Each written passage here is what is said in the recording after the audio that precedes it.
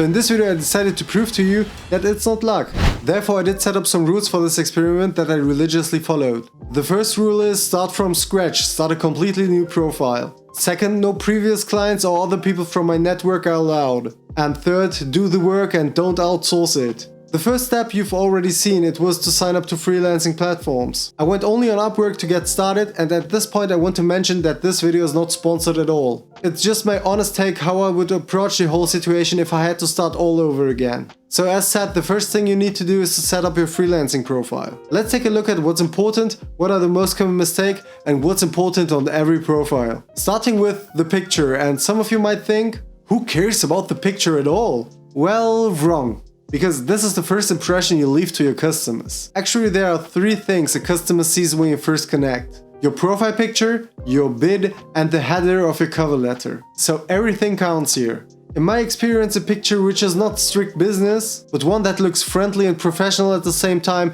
got me the best responses. This is a psychological trick I learned from my uncle who owns a metalworking company. Basically what his company does is to weld, for example, handrails, or he does individual metal design upon customer request. He drives an old Ford and has dirty clothes on him when he's talking to customers. And one day I asked him why he still sticks to his old Ford and his dirty clothes whilst he can probably pull up in a Benz. Because I thought it would leave an even better impression on the customer as they would trust him more. What he told me I never forget since that day, and it was quote unquote, if I have a newer car than my customers and dress sharper than them, then most people would not even hire me because I'm doing better than them. So basically what this means is people want to see you dirty, they want to see you struggle. Although it stuck with me over the years, I couldn't really relate. Until I found that on freelancing platforms, the profile picture of most freelancers is a girl, although these are men doing the job. And basically they do this because it sells more. I know it sounds absurd, but it's true. That's a similar experience compared to what I've made. If I'd upload a picture full suited up like I would apply for a corporate job, then I would not get any gigs on freelancing platforms. So I think you've got the point, so choose the right pick and let's move forward to the next point. Take a look at my profile again. You see that I tried to nail it down as much as possible, especially in the header section. Senior project management, business development and planning. On the one hand, this is good for SEO, which stands for search engine optimization. And on the other hand, almost no customer will have the time to read through a long text. Because right after your profile picture, this is the second impression you'll leave. So you have to have the ability to condense information as much as possible. This brings us from the description field to the portfolio section. Here you can share recent projects and tasks you've did to underline your skills. If we take a moment to look at my portfolio, this is something that I did, but I don't suggest you doing it. Let me explain. So in the portfolio field you can see that I've put a mix of different jobs, because my main goal for this video was to get sales as soon as possible to prove to you that it's not luck.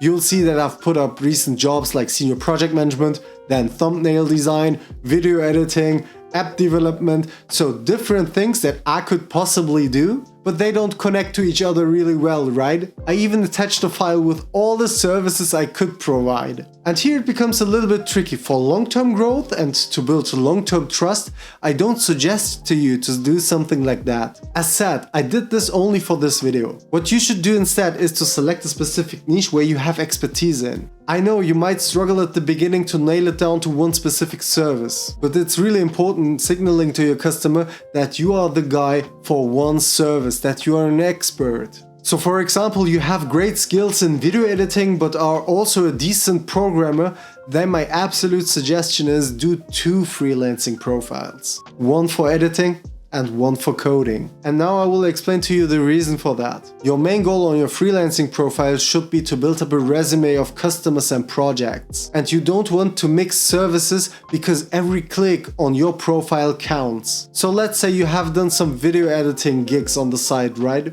But if you put now also coding in the mix, then customers who are interested in coders will come on your profile, they will look on the reviews on your profile and they will see, oh, great video editing, thanks. What the customer will then think is, well, I'm looking for someone who can code and not some kind of video editor who does coding at the side. What then happens is that these people are jumping off of your profile. This hurts your standing at the platform because behind every profile there are KPIs that are tracked. Plus you end up spending much more for jobs that you applied for, but you don't get any response. And trust me, that can be very demotivating at times. And now let's come to what is maybe the most interesting for a lot of you, and that's how do I apply for jobs? Well, as said in my profile, I offered a mix of service, right? But in my actual search for gigs, I tried something like consultancy, project management. The reason for that is I've majored in business engineering and work in that field for over than 10 years. So I chose an area where I have professional knowledge in.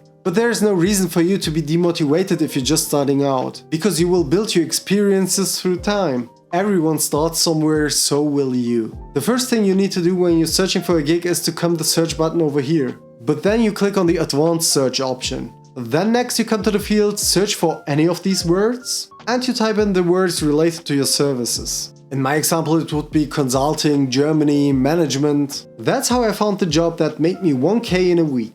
Basically, they were looking for experienced consultants that could hire EV drivers for interviews. The total budget was $1,600 and I had a week to complete it. It sounded manageable, so I decided to apply. This was at the end of the day literally 7 days of work whilst working for only 2 hours a day. I had $600 in cost that I promised to give to the EV drivers as a reward because they were participating in the interviews, which then left me $1,000 in profit.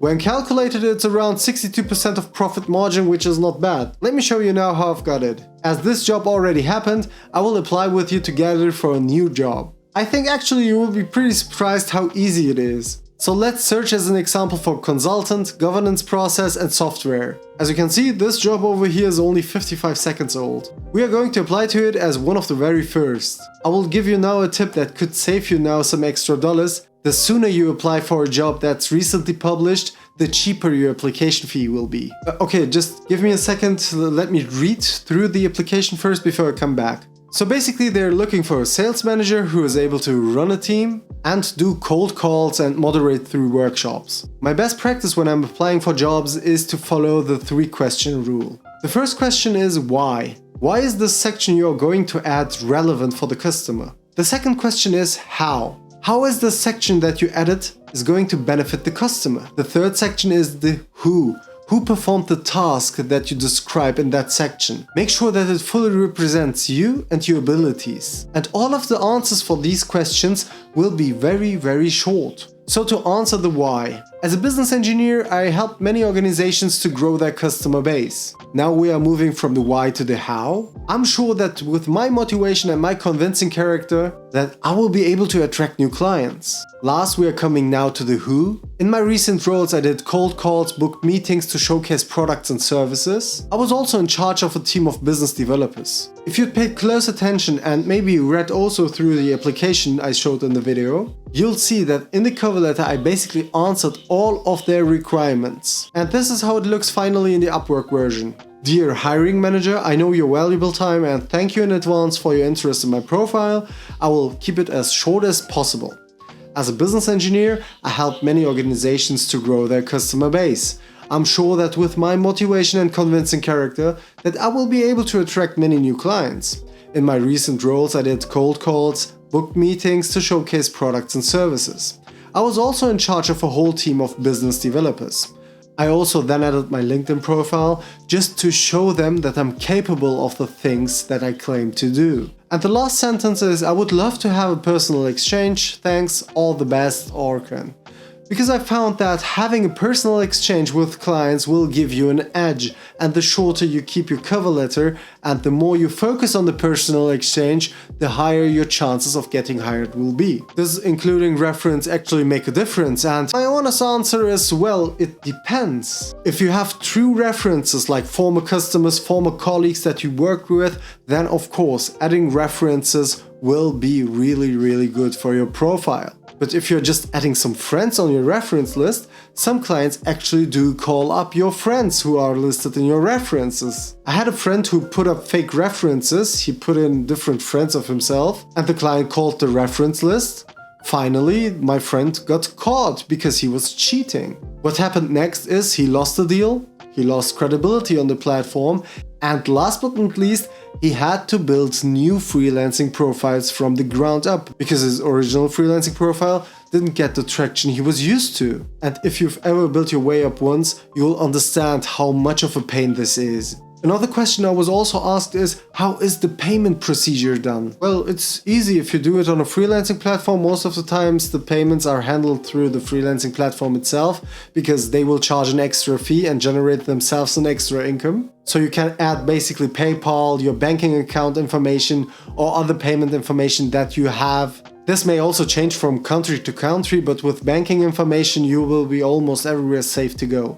The client will then pay based upon agreement, and in my case I usually negotiate with clients about the payment structure, and I can advise you to do the same. So during the job interviews I make it very clear what my requirements regarding the payments are, because there are a lot of scammers out there as well. So basically I have two must requirements that I will not change for anyone. The first is that I need a prepayment before I start the work to have the security that there is genuine interest from the client. And the other must-have requirement is that I'm willing only to work with milestones. Most clients will try to push you to work without milestones and want you to start the work before they do a prepayment, because from their perspective they want to reduce their risk as well. But my absolute suggestion is don't crack under the pressure. Be very clear about your own requirements. So why do I stand on the milestone payment concept so much is that at the end of the day, when I do part of the work and I don't get paid from the client, then I can't stop working for him. But if I wouldn't do something like that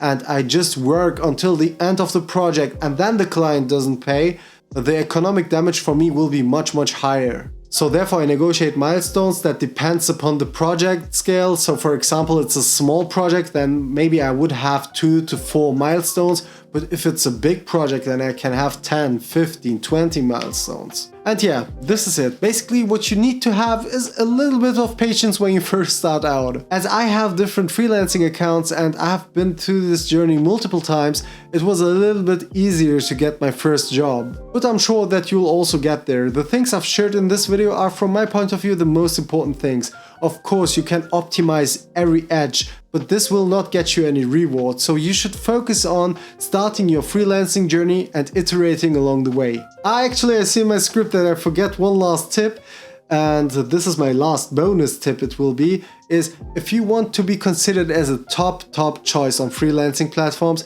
I can only advise to you to shoot some videos of yourself. Basically what I want you to do is to introduce yourself, to introduce your services, and explain to the client why you're the right choice. If you enjoyed this video, don't forget to like and subscribe. And if you're also interested in 6 industry trends that you need to know to have a rich career, watch this video over here. So thanks for watching, see you in the next one, bye!